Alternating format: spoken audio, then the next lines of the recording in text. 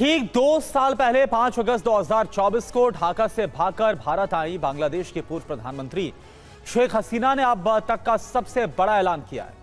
दिल्ली में एक वर्चुअल संबोधन के दौरान हसीना ने साफ कहा कि किस्मत में जो होगा लिखा होगा वो इस साल दिसंबर में बांग्लादेश लौट जाएंगे। उन्होंने कहा कि चाहे उन्हें जेल हो या मौत, वो अब पीछे नहीं हटने वाली।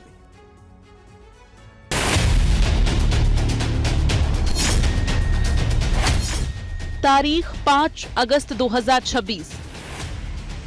बांग्लादेश में हुए तख्ता पलट को ठीक 2 साल पूरे हो चुके हैं। इस बीच भारत में 2 साल से रह रही 78 साल की शेख हसीना ने पहली बार दुनिया के सामने अपनी चुप्पी तोड़ी है। शेख हसीना काफी भावुक नजर आईं।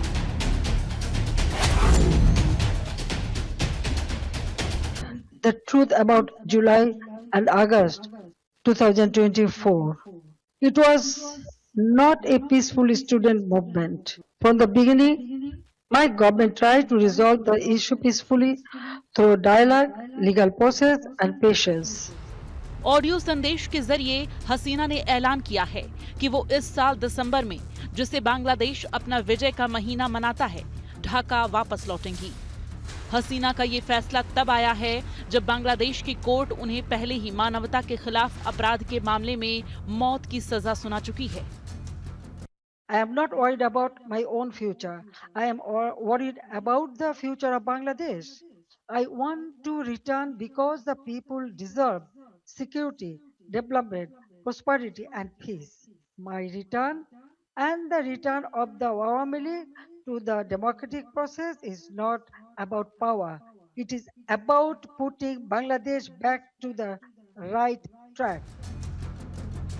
शेख हसीना आखिरी बार 5 अगस्त 2024 को सार्वजनिक रूप से देखी गई थी, जब वो ढाका से भारत आई थी।